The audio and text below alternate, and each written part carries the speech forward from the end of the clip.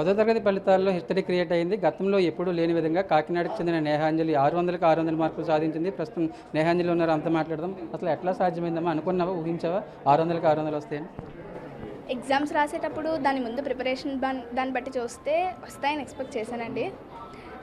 ఇది మెయిన్గా భాష్యం గుంటూరు నుంచి వచ్చిన సపోర్ట్, వాళ్ళు ఇచ్చే ఎడ్యుకేషనల్ స్ట్రక్చర్ వల్ల ఇదంతా సాధ్యమైంది. అలాగే అన్నింటికంటే ఫస్ట్ గాడ్స్ గ్రేస్ వల్ల అయింది.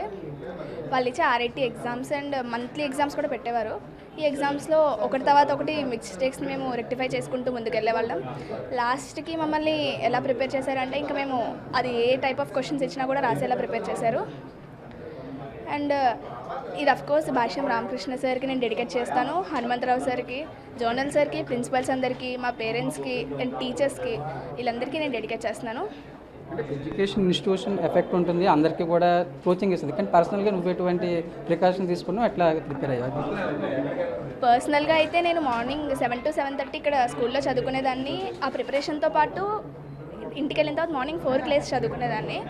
మార్నింగ్ అవర్స్లో చదువుకున్నది నాకు బాగా గుర్తుండేది. దాన్ని బట్టి అండ్ వాళ్ళు ఇచ్చే వర్క్షీట్స్ అండ్ వాళ్ళు ఇచ్చే ఎగ్జామ్ పేపర్స్, ప్రీ ఫైనల్స్ అవన్నీ ప్రిపేర్ అయ్యి నేను 9 hours చదువుకునేదాన్ని డే. దాన్ని బట్టి నాకు బాగా ప్రిపరేషన్ అయింది. నేను ఎక్కువగా లాంగ్వేజెస్లో ఖచ్చితంగా అందరికీ 1-2 మార్కులు పోతూ ఉంటాయి, ఆ విషయం నువ్వు చూస్తూ ఉంటావు. కానీ లాంగ్వేజ్లో ఎట్లా సక్సెస్ అయ్యింది? లాంగ్వేజెస్ అయితే గ్రూప్స్ అయితే మ్యాక్సిమం 100 వస్తాయని ఫస్ట్ నుంచే ఎక్స్పెక్ట్ చేశాను. లాంగ్వేజెస్లో అయితే ఆ టీచర్స్ మాకు చెప్పిన విధానం, వాళ్ళు ప్రిపేర్ చేయించిన గ్రామర్ టాపిక్స్ అండ్ ఒక్కొక్క క్వశ్చన్లో ఉన్న మెలకువలు అవన్నీ మాకు నేర్పించారు. కాబట్టి ఏ టైప్ ఆఫ్ క్వశ్చన్స్ ఇచ్చినా కూడా గ్రామర్ అన్నా, అది రిటర్న్ ఎస్ఏ క్వశ్చన్స్ అన్నా కూడా స్పెల్లింగ్ మిస్టేక్స్ రాయకుండా ప్రాక్టీస్ చేయించారు. దాన్ని బట్టి నేను లాంగ్వేజెస్లో కూడా ఫుల్ తెచ్చుకోవడానికి సహాయపడింది. 10th క్లాస్ హిస్టరీలోనే గతంలో ఎప్పుడు ఎవరు ఈ రికార్డ్ సాధించలేదు, ఏమనిపిస్తుంది? చాలా హ్యాపీగా ఫీల్ అవుతున్నాను. And first I thank the God, and తర్వాత పేరెంట్స్ సాక్రిఫైసెస్, అలాగే మా టీచర్స్ ఒక సపోర్ట్, ఇవన్నీ నాకు తోడ్పడ్డాయి. ఫ్యూచర్ గోల్ ఏంటి?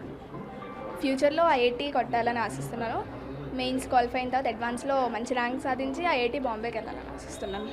మీకేమనిపిస్తుంది మీ అమ్మాయిని చూస్తుంటే పక్కన? చాలా సంతోషంగా ఉందండి. ఫస్ట్ నుంచి బాగా కష్టపడేదండి పాప. ఒక గోల్ పెట్టుకుంటే దాన్ని సాధించడానికి తన వంతు కృషి తను చేసేది. దాంతోపాటు భాష్యం విద్యా సంస్థలు చాలా సపోర్ట్ చేసింది పాప. ఫస్ట్ దేవుడు బై గాడ్ గ్రేస్, తర్వాత పాప కష్టం.